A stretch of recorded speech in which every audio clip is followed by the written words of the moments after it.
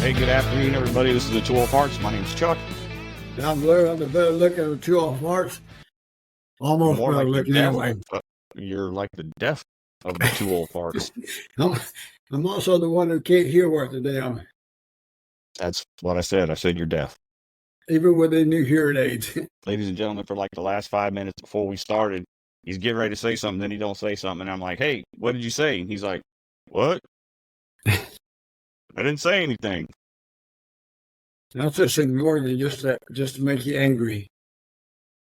Ladies and gentlemen, he's deaf, and that's a common refrain from him when he does not hear you and he tries to play it off. He's like, oh, I was just playing with you. But he's really deaf. Like, really, really deaf. So I see you have a new T-shirt on today. A new one on that side. We play at 2 o'clock. World Series. It's win or go home in Florida. Florida beat us for the SEC championship. But they got handed to them yesterday. But we get down to the nitty-gritty today. Alabama got beat in the baseball. Or I should say the men's baseball team got beat. And I never even heard of that team before. It doesn't matter. They lost, right? That's right. Don't matter who you play. If you win, you win. If you lose, you lose. That's right. You either win or go home. That's it. But I will tell you, today, UCLA plays Stanford. Yesterday, stuff like that. I think UCLA will beat them. I'm predicting Oklahoma, Texas, or UCLA. One of those three. If UCLA wins today, I think they have a good chance to get into the championship. If not, it's going to be Texas and Oklahoma. That's my prediction. Okay. And speaking of this World Series, a little bit of history. It plays in Oklahoma City, but it wasn't always played in Oklahoma City. Back in the day, the AIAW and the NCAA had conflicts, and they had different different championship games and stuff like that. The AIAW is the Association for Intercollegiate Athletes for Women. From 80 to 82 was in Norman, Oklahoma, and then there's 2 competing tournaments in 82. Then Omaha, Nebraska, 82 to 87, followed by Sunnyvale, California. You're not going to believe this one. What's that? Columbus, Georgia, 1980, was held at the softball venue for the upcoming Olympic Games in Columbus. And then after that, it moved to Oklahoma. We've been playing pretty much ever since. Which conference do you think has the most wins? SEC? Nope. Pac-12 schools have won 65% of the championship games since 82, followed by the Big 12 with 10%, SEC with 7.8%. The teams that have won the most, UCLA has won 12 championships, followed by Arizona with 8, and Oklahoma with 7. I thought you said which. I thought you said which conference. I thought you said which conference. Yeah, the conference was the Pac-12. They won the most. 65% of the wins come from the Pac-12. Of course, UCLA and Arizona got most of those wins. Yeah, pretty interesting. And they had won 2 championships when it was in the Southwestern Conference. So it's a good game. So I'm going to tell you, there's a lot of athletics. I think it's going to come down in Texas and Oklahoma. I really do. Watching them play, and well, they got some power. Especially Oklahoma. That's strong. Boy, if you got them bad, they're going to knock that ball out of the ballpark. You said they play at what time today? Do I? What time do they play today? We'll play 2. That's why I said, are you ready? I got to get ready for this. I gotcha. Let me see that shirt you got on. You read it? What does that say? It's Saxon. All right. Where'd you get that at? And Uriah Heep. I got it at the concert on Thursday night. Yeah, tell me about that. I saw a lot of stuff you posted on Facebook there. Yeah, it was at the Tobin Center. This was the 9th time that I've seen Saxon. I've been watching them play since 81, 82. One of my favorite bands next to Iron Maiden. Both of them are from the new wave of British heavy metal. I was able to get a meet and greet add-on to it, and it was one of the best meet and greets that I've ever seen. Both of the bands So they came out into this open area and they just kind of like scattered themselves around the room. And you could just go up, talk to anybody you wanted to, get them to sign anything you had. They would take all kinds of pictures with you. They were just the most gracious hosts you would ever want to be around. The tour manager was awesome. Before, they came out and he's like, look, they're going to be here. Ask them anything, have them sign everything. They're here for you. And he wasn't lying. That's pretty awesome. Yeah. These guys have been around a while. They're pretty close to your age. You just don't like that kind of music. Well, that's why they're still popular, still famous. They play to the crowd. That's good marketing. And both bands are still making music too. Yeah, they know who pays the bills. They do. Yeah.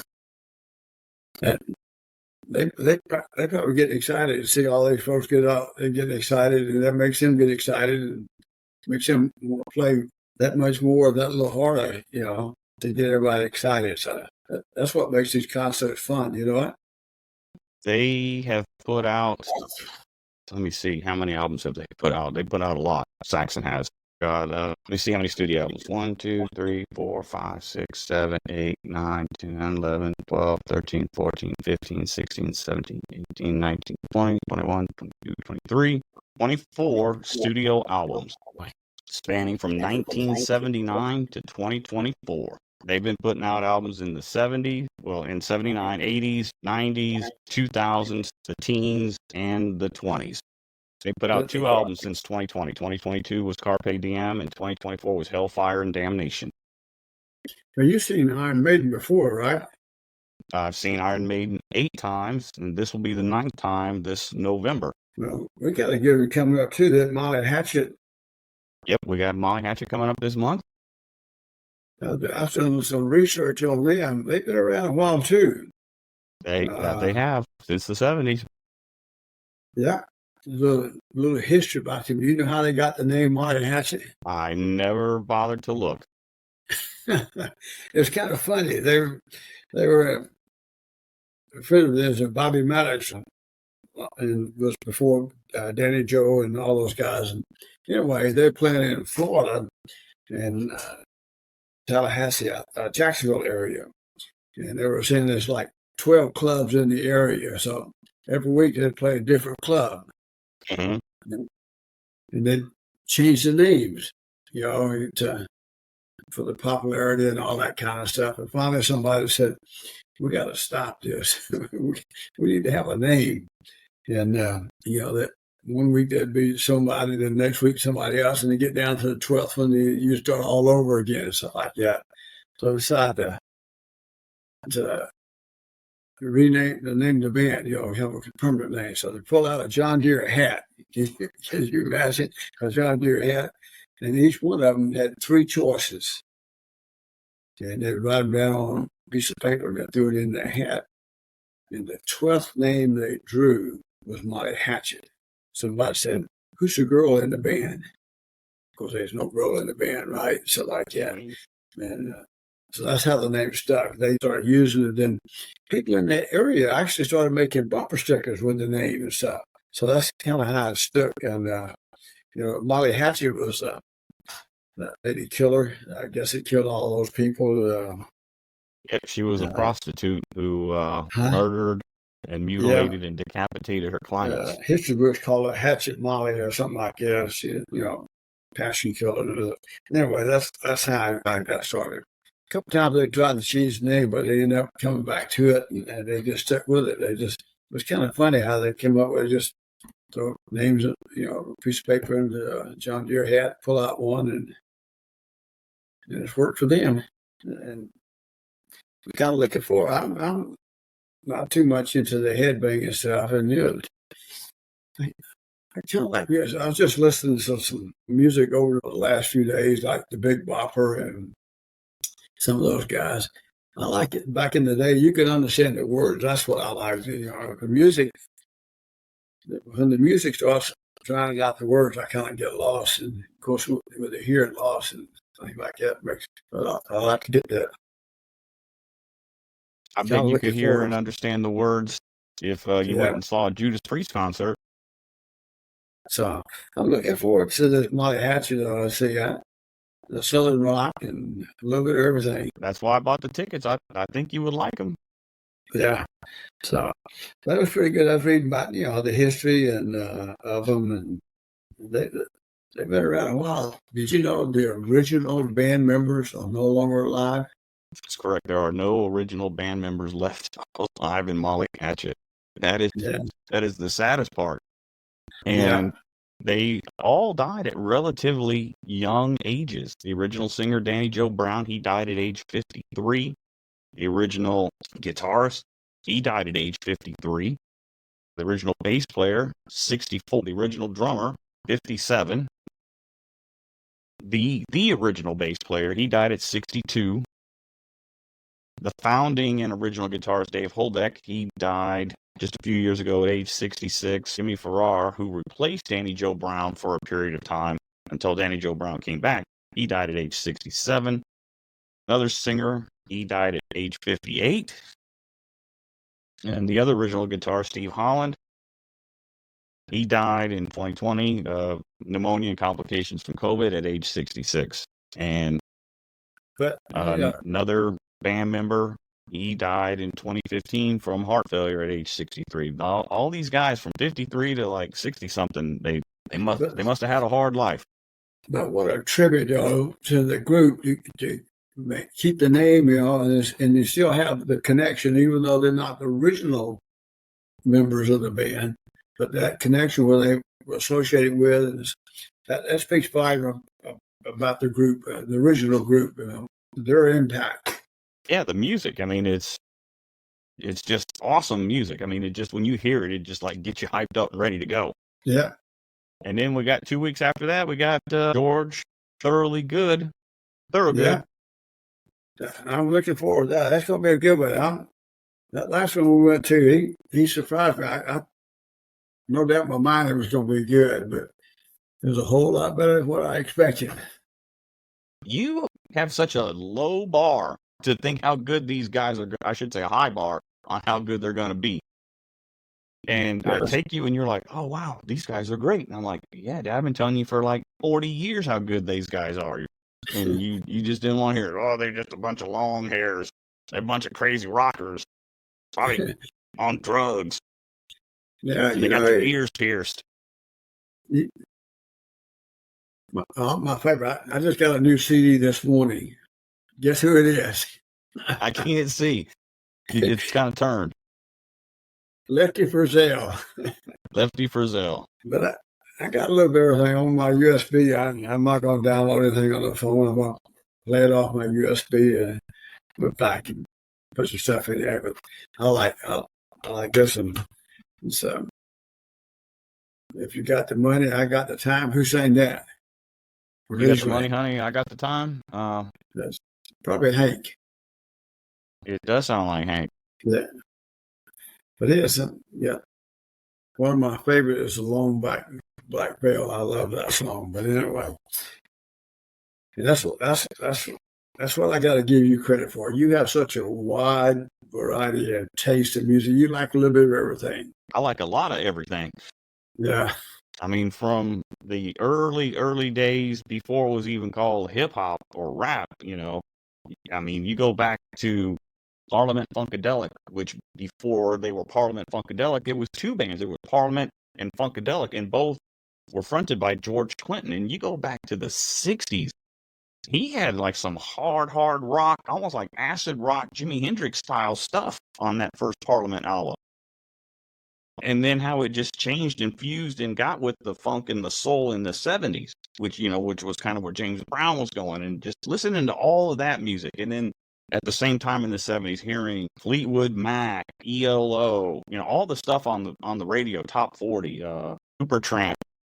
And then you had crossover artists like Charlie Daniels, hearing him on the pop rock stations, not knowing that he's a country artist.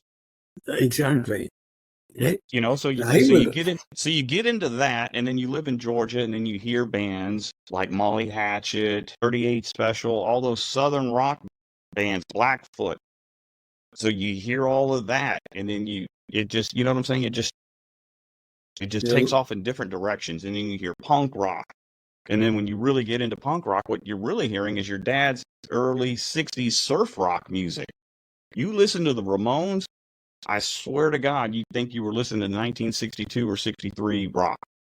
yeah. Leonard Skinner and all those Just guys. faster. Yeah, Leonard Skinner. Oh my God, Leonard Skinner. One of the first records that I remember having bought for me, Mom bought me, I think Leonard Skinner's last album. Yeah. I remember for Easter before we left Georgia, my Aunt Carolyn bought me the first Foreigner album. You still have those things around? No, I don't have that album anymore. I wish I had the Leonard Skinner one still. That It'd be might worse be than worth some money. now. You know, first edition, you know, first printing, yeah, that might have been worth some money. But as I got older, I started listening to harder rock music and harder. And then this thing called the new wave of British heavy metal hit the scenes in the early 80s. And then you had Ozzy Osbourne, who was fresh out of Black Sabbath. And then, you know, and then growing up hearing Van Halen, that first album in 1978, I mean, it just blew me away. And the things that Eddie Van Halen could do on the guitar, oh my God, just phenomenal. Even you had to admit, you know, when you would hear his stuff, like, man, this guy's good. He's quite an artist, huh? Yeah, he really was. Yeah. Well, he was an innovator on the guitar, and he was fearless. I would give you a shout out to some friends of mine. Yesterday, I had lunch at Blanco Barbecue. Okay. I think we went there a long time ago. You and Kaylee and that was a while ago. Huh? I said that was a while ago. Yeah, it was a while ago. But anyway, in 2017, I was fortunate to be selected as Area Manager of the Year with Whataburger. Denise Roberts, Debbie Prado, Brenda Soto, Jerome Hannon, and Ernie Young. Those was my team. So yesterday we all got together and went over to Blanco Barbecue just to celebrate and talk about old time. So they're all there except for Denise. She couldn't make it. Of course, they all had a shout out for you and asking how you guys were doing, your sister, and all those kind of things. It was fun. So we picked up Brenda Soto, always follows our podcast. Okay. And so yesterday she's on Spotify. She said, "I listen to your podcast, but I don't know how to follow you guys." So she pulls it up, and so I just click follow. So hopefully we got another member to follow us. I'm not sure where we stand on downloads and stuff like that, but I thought it was pretty neat. And actually, all four of the guys that were there yesterday listen to our podcast from time to time, and I think it's pretty neat what we do and, you know, the fun that we have and stuff like that. So we give them a shout out and special thank you because in 2017, that was pretty special for me. And best that I can recall, I think I was the only person to actually be Area Manager of the Year as well as winning the General Manager of the Year. The only one that would be Jorge Garza. I think he may have been, you know, in both those categories. Prior to that, I don't think anyone had actually won both of them. So that's pretty neat. And the fun part of it was at least they listened to our podcast. So I know we got, well, I don't know about Denise because she wasn't there, but I know we got four that listen to our podcast from time. And then Brenda was downloading yesterday to make sure she follows us on Spotify. Are you there? Yeah. You just stopped talking. I was waiting for you to say something. No, I was just listening to you. How many downloads have we had so far? While you were talking, that's what I started to do. I started to pull it up, and we're doing pretty good. We've gone over 3,600. We're at 3,606. Okay. We're only 2 days into June, but let me hit the June stats. Just 2 days. So far, 6 downloads over 2 days, which is, you know, normal for us. But the same countries. We've had Australia, Ireland, all within 2 days. Both of these countries have, again, listened to our podcast, which tells me it can't be an accident. Maybe they like what these two goofy old farts are saying. I don't know. Well, maybe one of us is doing something right. Maybe. I don't know. Yeah, that's probably you. But you know what else we need to start doing? We need to start paying more attention to soccer, or as they say outside of America, football. I mean, Yeah. if we're going to cultivate this international audience, I mean, these people are mad for soccer. And I don't know if you've been watching the TV show on FX or if you can watch it on Hulu. Welcome to Wrexham. Have you heard of it? Welcome to Wrexham. Wrexham is a soccer team or football from Wrexham in Wales. They have the oldest stadium in soccer, and a long time ago they were up at the higher echelons, but over the last 20 or so years they've steadily fallen in their standings. And from watching the show and a little bit that I know about English Premier League soccer, and I'm sure it's that way for a lot of different soccer leagues in these other countries, is these leagues, they're in a tier or a pyramid. And there's only a certain amount of teams at the top. And if you end the season at the bottom of the list, you get what they call relegated, which means you get kicked out of the top league into the next lower league. And in that league that's just below them, the team that's at the top gets promoted. You see what I'm saying? Yeah. It's not like the NFL where if the Cowboys lose every game every year for 20 years, they're not going anywhere. They're staying right where they're at. Exactly. If this was soccer in England, they'd be gone. So that's what the show. Hang on. So that's what the show Welcome to Wrexham is about. Yeah, the These more two I watch it, actors. the more I like soccer.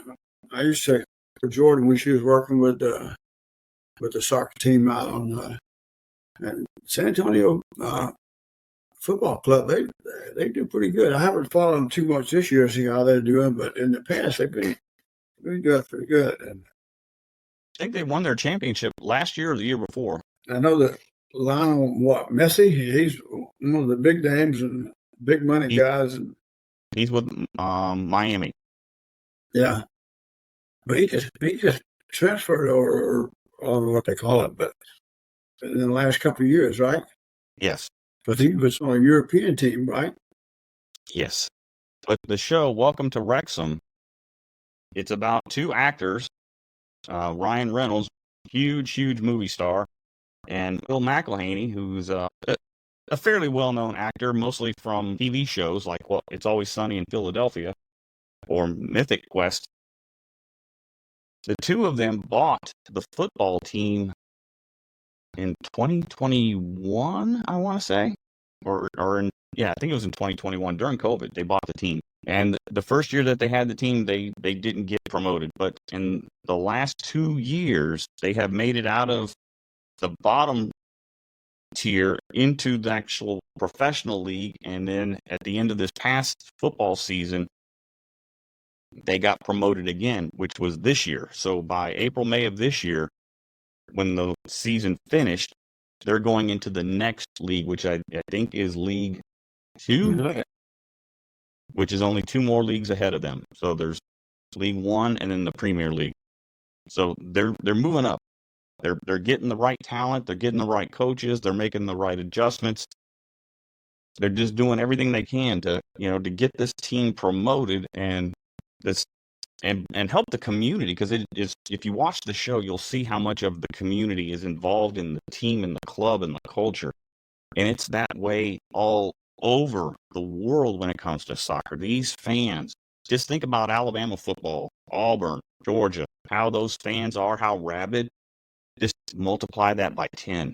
And now you're starting to scratch the surface on what soccer means to these people. What's the name of that show again? Welcome to Wrexham.